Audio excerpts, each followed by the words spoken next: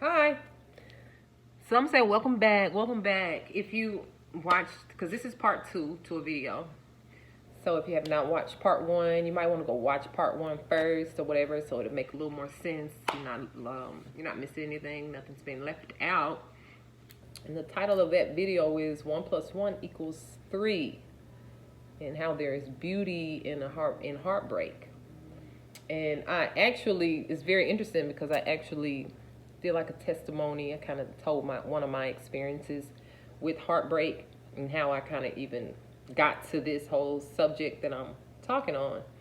So if I want to hear my testimony, I think that might help some people to kind of understand a little better what I'm trying to say. So here on this video, part two, I'm just going to reiterate a little bit. I'm going to reiterate on meeting different soulmates, meeting different people, and the reasonings for different soulmates that come in, to be more mindful of the people that we're meeting and bringing into our life. I'm going to talk as well a little more about the beauty, explaining how is a heartbreak, making a heartbreak beautiful, and that is through learning the lesson, like the reason why it's happening. It's not happening just because you deserved it. It's not happening because the universe, or because God felt like that's what you needed.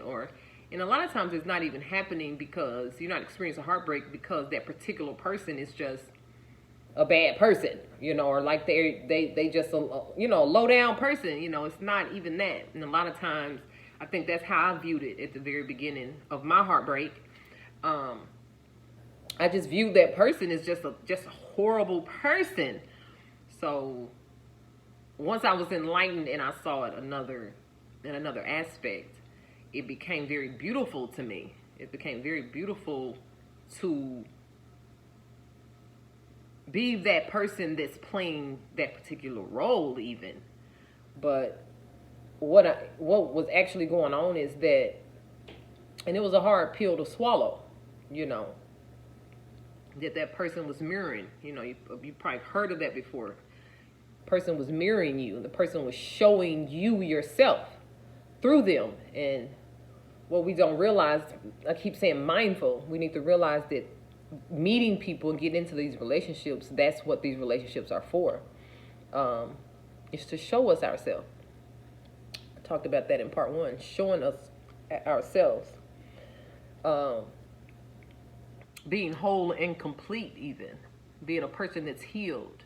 A lot of us don't even know what it would be like or what it would feel like to be a person that's healed. To become a person that you feel like you are healed or you are healing, because the healing process is never truly over.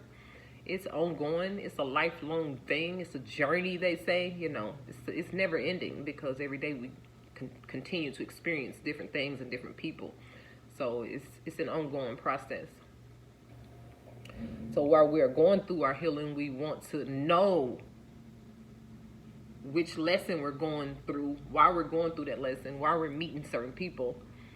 And that will begin to be things that you ask yourself at the beginning of meeting people, is why did I meet this person and why am I going through this? I would say to avoid heartbreak, but heartbreak a lot of times is not something that we can avoid. But it's not what happens before the heartbreak or when it transpires, but what happens after. How you take that situation, how you take the ending of that relationship. How will you take the heartbreak? Will you allow that heartbreak to make you angry and upset, mad at yourself, mad at the person, mad at all men, mad at all women? Now you don't trust no woman, because you had your heart broken or whatever. So it's like, how are you going to respond after it happens, So this takes me to the word bitter or bitterness. And when I say that there's beauty in a broken heart, there's beauty in bitterness. It's beauty in those things. It's all about how you are willing to see it. So, and I tell you what I started thinking of. different movies that I watched, and the whole plot was really around these particular women in the movies being bitter women or whatever. But of course, by the end of the movie, you saw the beauty. It was the whole movie. The ending of the movie was just beautiful. It was made beautiful. You know what I'm saying? Through the bitterness, throughout the bitterness. You know, what's Diary of a Mad Black Woman? One of Tyler Perry movies, old movie, when the woman, named Kimberly Elise, they showed how she helped her husband from them being broke or having nothing. They was married for years, for a long time, like 20 years or something, 17 years, and how she helped him build from nothing. Once they got the status up or whatever, and time went by, you know, he said he got bored with her or whatever his thing was. He just out of nowhere just left her. He left her. He was through with her. Not only did he leave her, he began like to mistreat her and to, you know, didn't want to give her any of the money, you know. So here she is. She has a broken heart. She has a broken heart. And within that broken heart, she has become bitter from the broken heart. So you remember when she went to she met this guy, just so happened she met this guy. The guy was actually moving her.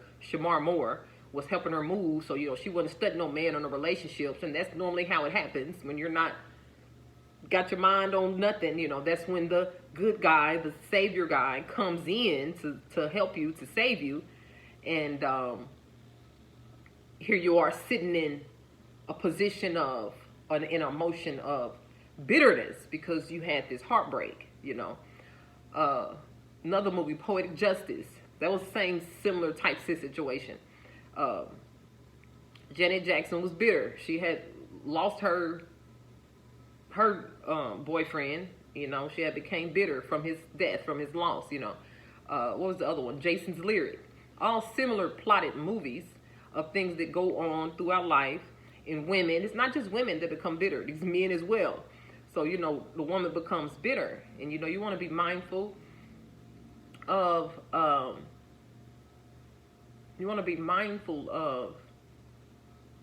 how you respond after heartbreak. The emotion of being upset, sad, and hurt are understandable, right? Considering the circumstance. It's understandable. Of course, you know, someone wants to divorce you after 17 years and take all the money. Of course, you're not going to be like, oh, just happy. You know, you're going to express emotions of not feeling so good, right? But at some point, you want to be sure that you don't become so bitter that now in comes a good guy, someone that has done nothing to you, and you begin to treat them like that person was treating you. Now you begin to treat this person. It has nothing to do with it. We call them the good guy. You begin to treat them a certain way, right?